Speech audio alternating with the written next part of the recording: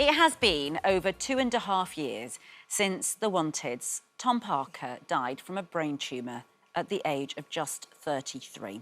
He left behind his wife Kelsey and their 2 beautiful little children. Well, now Kelsey has found love again and she joins me now. Good morning. Morning. It's a brave thing to talk about this, isn't it?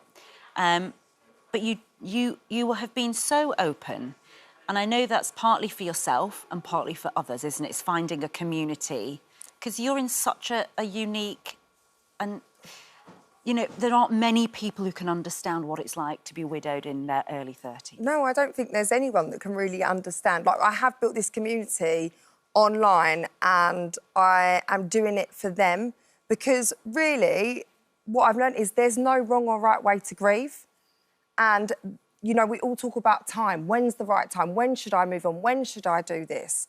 And I just don't think there is a right time. I just think, you know, with life and the cards that I've been dealt now, I'm having to roll with the cards I've been dealt. You know, I never thought at the age of 32, with 2 young children, that I would have been widowed. And you'd been with Tom for 13 years. I mean, it wasn't, you know, it was a lifelong commitment that you had with each other. But now, as you say, you have revealed that you have met somebody. Can I ask how you met? We just met out with friends. He was out with a group of boys, I was out with a group of girls, and, yeah, we just had a connection. Yeah, and that's interesting, isn't it? Because I wonder whether there's a difference between going on the dating apps in your position and going, right, I'm ready, I'm going to put myself out there, as opposed to how it actually happened. And what do you think that's down to? Because I know you believe there are signs. There's signs, and really, I just wanted to meet someone authentically. I don't think I could have done dating apps. I was so scared. And, you know, it is probably the judgment from people as well, that the moving on and meeting someone. Have you felt judged by anybody? Everyone has been so supportive. Yeah. The love that I've been shown has been absolutely amazing.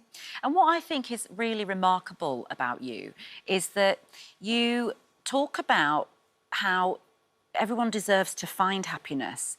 And while you're super realistic, aren't you, about your life now, you're trying not to live in the past, but also honouring Tom in the present. It's a complicated picture, but you're navigating it so well. What's the hardest bit of all of this about meeting somebody new, with the children? I imagine Tom's parents. You must think about everybody when you are out and you meet someone like that. But you say that, I've got such an amazing village, and even with Tom's parents, like Noreen and Nigel, have supported me with whatever I've decided to do, and they understand how hard it is.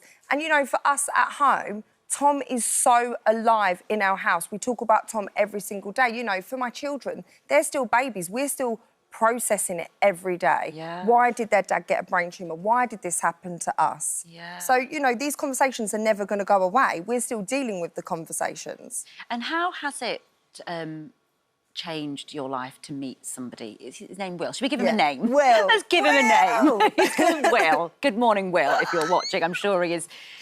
What's it like to be happy again in that way? It's about finding happiness, and again, with friends and family, there's only so much that they can do, and it's lovely having someone to offload with of an evening. And I was lonely, and I'm 34 now, do you know what I mean? I was so lonely and I just wanted someone, and now I've met someone, Will. Oh, it's so nice. And what is it that clicks with Will? Do you know what? Will actually lost his dad when he was 21, so he understands what we're going through.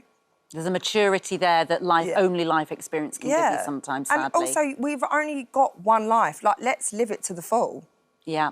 And what is life like? I mean, you're still teaching, you've got your acting school, your performing arts school, all of this. Life is so busy for you, isn't it? Yeah.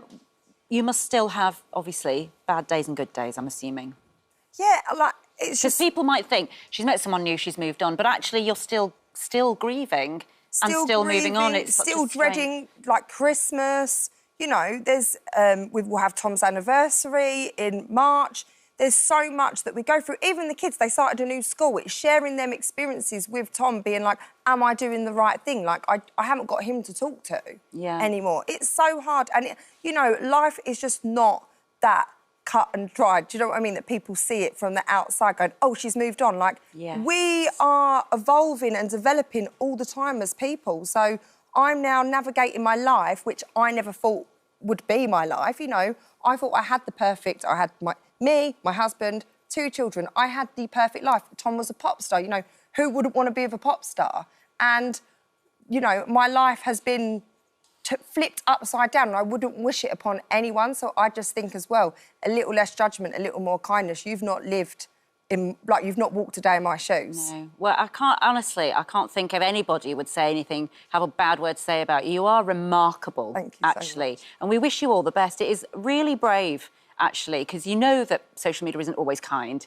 But I think you see a greater purpose in speaking up and speaking out about something that nobody would want their daughter to go through or their sister to go through. So congratulations on just being you. Thank and you thank so you, much. Kelsey. You're a huge inspiration. It's lovely to meet you.